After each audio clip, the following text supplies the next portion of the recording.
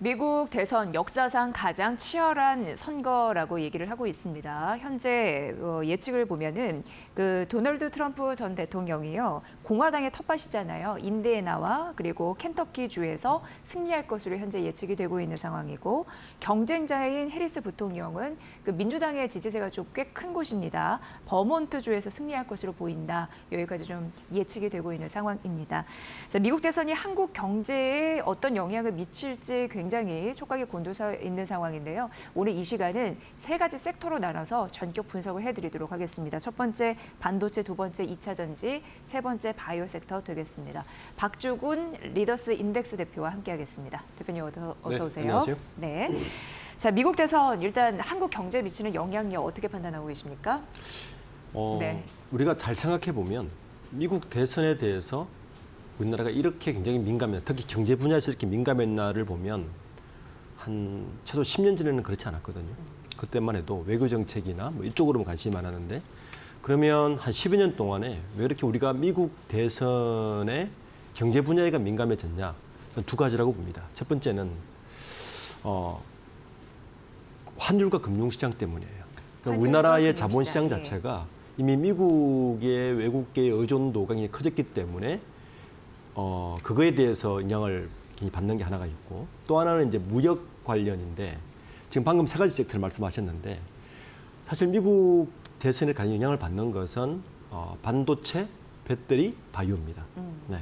그런데 이 세 개가 아까 제가 방금 두 가지 역할을 말씀드렸죠. 금융시장과 환율과의 관계하고 무역과의 관계가 분리되어 있어요.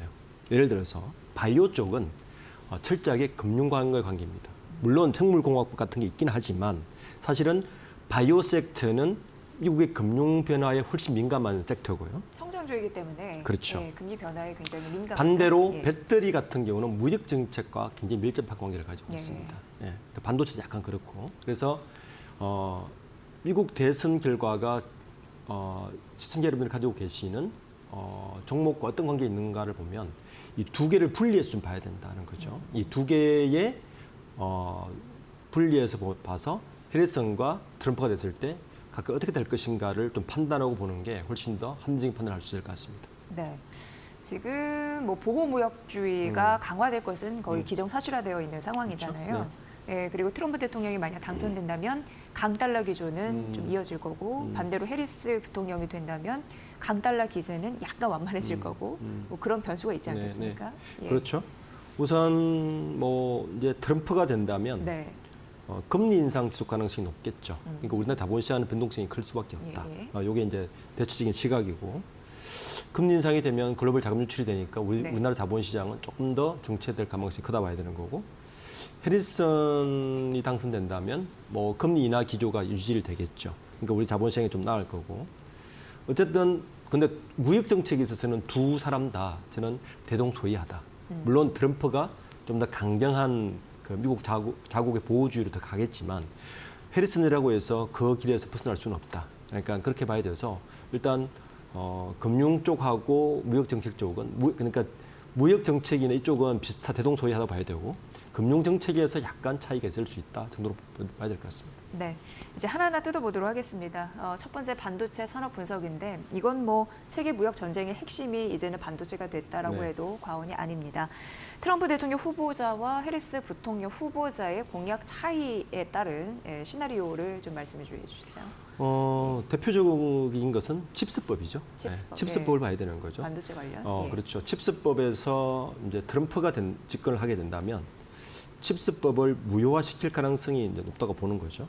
그렇게 되면 지금 뭐라 그랬냐면은 지난달 25일 날 한 라디오에 나와서 단 10센트의 보조금도 줄 필요가 없었다라고 보통 스스로 이야기했습니다. 그러면 당장 텍사스 주에 짓고 있는 삼성전자, 그리고 인디애나에 짓고 있는 하이닉스가 미국의 보조금을 받을 수 있을 것인가가 이제 핵심 관건이 되겠죠. 그러니까 이미 공장을 짓고 있는데. 짓고 있는데 이게 이제 핵심 관건이라서 어쨌든 트럼프가 되면 칩스법을 무효화시킨다는 공약이 실현된다면 SK 하이닉스와 삼성전자는 약세를 볼 수밖에 없다. 이렇게 봐야 되는 거고, 해리슨이 된다면 유지를 하겠죠. 조 바이든이 어쨌든 정권을 받았으니까 유지를 하겠지만 근데 삼성전자와 SK하이닉스는 조금 더 사정이 다릅니다.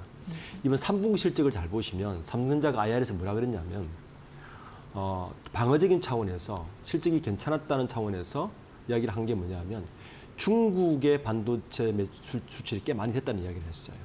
그렇죠? 근데 하이닉스는 반대로 AI 발로 엔비디아 가는 게 많아졌으니까 누가 되든 해리슨이 되더라도 그 중국에 대한 무역 방창비를 높이면 한쪽은 약간 이익을 보고 한쪽은 손해 보는 기준으로 계속 갈 것이다. 그렇게 봐야 되는 거죠. 네. 이게 또 삼성전자와 SK하이닉스 명암주가 엇갈릴 수 있는 부분이 여기에 있네요. 네. 그리고 말씀해 주셨다시피 대만의 TSMC 같은 경우에도 미국 쪽에도 공장을 그렇죠. 짓고 투자를 하고 있는 상황이고 이런 일련의 과정이 어떻게 될지는 우리가 좀 선거 결과에 초각을 좀 곤두세우는 상황이 될 수밖에 없는 것 같습니다.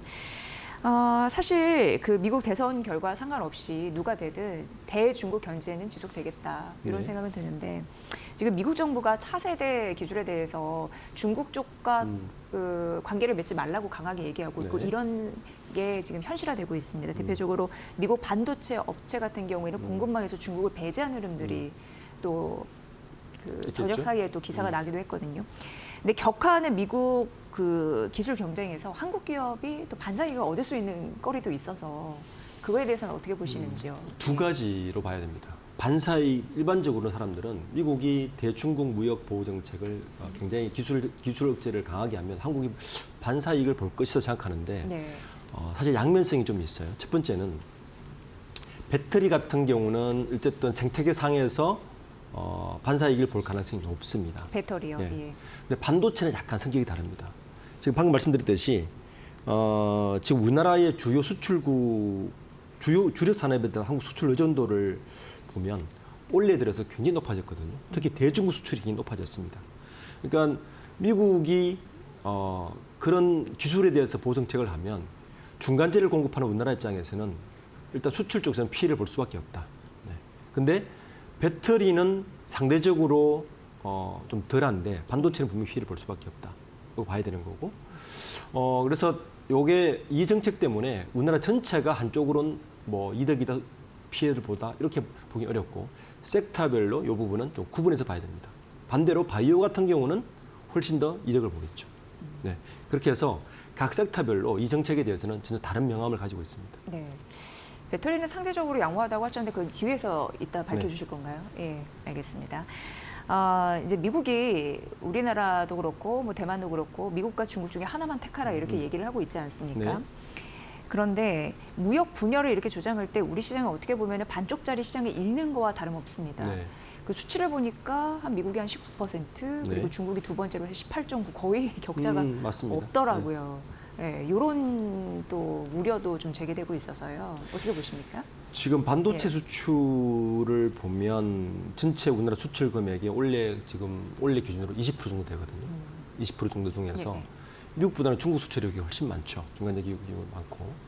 그래서 특히 자동차 부분에서 더 세죠. 그렇죠. 예, 예. 그러니까 지금 이제 자동차를 우리가 섹터 이야기 안 했지만 자동차 부분까지 포함한다면 이제 전체 수출 금액으로 보면 이번에 그 미국의 보호주의가 강한 쪽으로 가게 되면 약간 이득은 볼 수 있겠지만 첨단 기술 정책으로 보면 반도체 쪽은 아까 말씀드린 대로 반도체를 묶을 수가 이제는 없어요.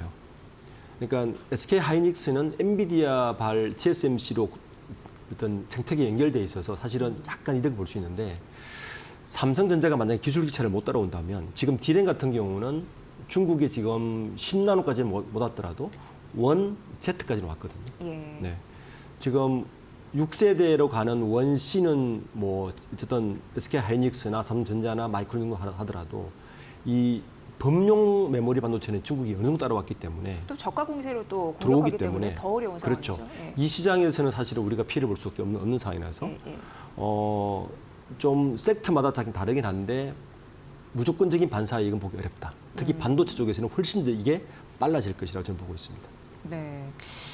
이게 반도체 제조 장비 같은 경우에는 전체 수출 물량의 뭐 거의 44% 정도 중국에서 중국이죠. 일어난다고 하는 거 봐서 정말 반쪽짜리 시장이 잃어버리게 될 가능성이 있기 때문에 양측에서 줄다리기 굉장히 잘해야겠다 이런 생각도 네, 들고 맞습니다. 눈치 보고 과연 잘할 수 있는 환경이 될까 이것도 걱정이 되고 일단 뭐 그렇습니다. 반도체 메이드 인 USA 거세질 것으로 예상되는데 워낙 이제 미국 쪽에서 반도체 산업을 자국에 대한 핵심 산업으로 그리고 또 안보로 생각하기 때문에 네. 우리가 좀 신경을 써야 될 것 같고요. 시간이 없는 관계로 이제 2차 전지로 좀 넘어가 보도록 하겠습니다. 약간 말씀해 주셨다시피 상대적으로 양호하긴 한데 그래도 두 후보 간에 워낙 성격 차이가 좀 있어서 가장 반대적이죠. 예, 그래서 이거는 좀 극명하게 갈린다라는 얘기도 있고 뭐 아니다라는 것도 있는데 일단 첫 번째 극명하게 갈린다 측에서 설명하면 어떤 얘기를 해주실 수 있겠습니까? 우선 트럼프가 집권을 하게 되면 예, 일단 바이든 치우기를 하겠죠, 당연히. 바이든 치우기를 하게 되면 일단 지금 있는 IRA법에 대해서는 굉장히 반대를 할 것이다. 특히 이 IRA법 자체를 아마 유지하는 것을 반대할 거고 그렇게 되면 전기차 수요 자체가 줄지 않겠느냐는 게 대체적인 의견입니다. 트럼프가 되면. 반대로 해리슨이 된다면 이 기조를 계속 가는 걸로 가겠죠. 네, 바이든 거기다가 정부의, 예. 그렇죠. 거기다가 이 트럼프가 지지하고 있는 소위 말하는 이 로스트벨트 쪽은 예, 이전에 내연기관 자동차를 키울 수밖에 없는 구조를 가지고 있잖아요. 그렇게 되면 2차 전지 시장은 어쨌든 지금의 캐즘에서 쉽게 빠져나오기 어려운 시장으로 갈 것이다. 예. 근데 또 일설에서는 테슬라 앨런 머스크가 어쨌든 트럼프 지지를 나서고 있지 않았습니까? 그래서 그렇게 하기도 쉽지 않을 거로 얘기하는데 근데 전체적인 성향은 만약 트럼프가 집권을 하게 되면 2차 전지 쪽은 상대적으로 좀 피해를 보지 않겠느냐 그런 쪽이고 말 반대로 해리슨이 된다면 현재 바이든 정부가 진행하고 있는 IRA법도 지속할 것이고 2차 전지를 탑재한 전기차 시장의 확대는 캐즘을 좀 더 빨리 빠져나갈 수 있지 않겠느냐라고 보는 게 진짜 시각인 것 같습니다. 네. 트럼프 쪽에서는 석유, 천연가스, 원자력 이쪽 좀 밀고 있는 상황이고 그렇죠. 전통 차 산업 이쪽. 그리고 트럼프 같은 경우는 임기 첫날 뭐 전기차 보조금을 싸그리 없애겠다 뭐 이런 얘기도 나오고 있고 예, 좀 강력한 상황이라서 그런 상황인데 근데 그 전기차 업계의 사람을 좀 인터뷰해 보니까 이런 얘기 하더라고요. 설령 2차 전지 관련해 트럼프 대통령이 당선이 돼서 비우호적으로 나오더라도 사실상 전기차 보조금 대상을 일부 축소하거나 아니면 보조금 그러니까 예산을 좀 제한하는 측에서 마무리될 것이다. 트럼프 전 대통령 같은 경우에는 워낙 세게 지르는 흐름이 있기 때문에 네. 이렇게도 얘기를 하더라고요. 저도 업계 그 시각에 입장인가요? 예. 일부 동의를 하는데 예. 트럼프 대통령이 후보가 굉장히 강성 발언을 하지 않습니까? 예. 일단 진르 부분을 극단적인 스타일이기 이야기를 때문에. 많이 하기 예. 때문에 근데 현실적으로 그렇게 하기 어렵겠죠. 예. 네. 그리고 미국 그렇게 자동차 생각하시는군요. 예. 업계가 가만히 있지는 않겠죠. 예. 그러니까 아까 말씀드린 러스트벨트가 여전히 이번에 자동차 시장을 보면 분명한 거는 폭스바겐과 GM은 굉장히 하락을 했고 토요타와 현대자동차는 굉장히 급성장을 했단 말이에요. 이게 대조를 보이는 가장 큰 이유 중에 하나가 신재생 에너지 자동차, 하이브리드 자동차 쪽에서 어느 쪽이 강세를 보이냐의 차이로 분명히 나타났기 때문에 예. 자동차 업계는 분명히 어느 대통령이 되더라도 이 전기차 흐름과 신재생 에너지 자동차로 가는 건 분명한 사실이란 말이에요. 그렇기 때문에 트럼프가 된다고 해서 일방적으로 모든 걸 없앨 수는 없다라고 봐야 될 것 같습니다. 네. 그리고 그나마 이제 괜찮은 게 바이오 섹터입니다. 미국 대선 누가 돼도 승기를 잡을 수 있는 바이오주 여러 가지 수혜에 대한 느낌들은 나타나고 있는데 공약 내용 및 시나리오 어떻게 보십니까? 네. 지난달에 이제 미국 대선 시나리오별 한국 산업 영향 보고서 리포트를 보니까 지금 해리슨 후보는 바이든 정부의 캔서 문샷이라고 해서 미국 암 정보 프로젝트라는 게 있어요.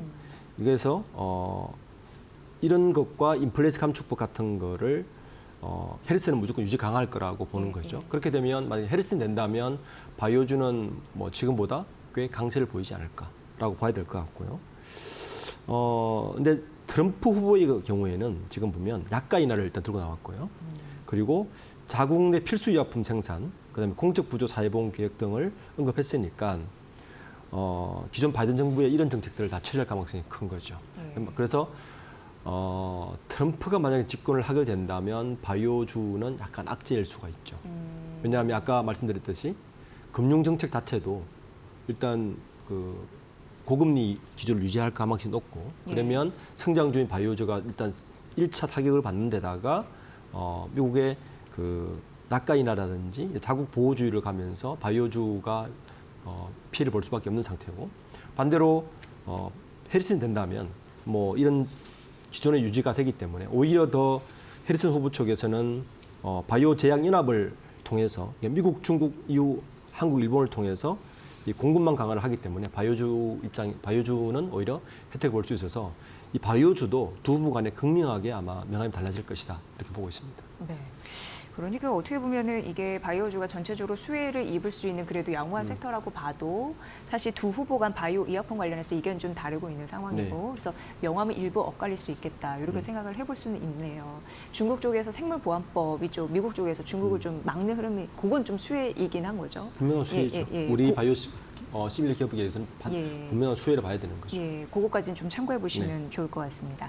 자, 미국 대선이 한국 경제에 미치는 영향이 좀 상당해서 저희가 오늘 2차 전지 반도체 바이오 섹터로 나눠서 좀 산업 진단을 해드렸습니다. 지금 이제 9시 한 48분 지나고 있는데 오늘 박주건 대표는 여기서 좀 인사드리고요. 예, 잘 들었습니다. 네, 감사합니다. 예.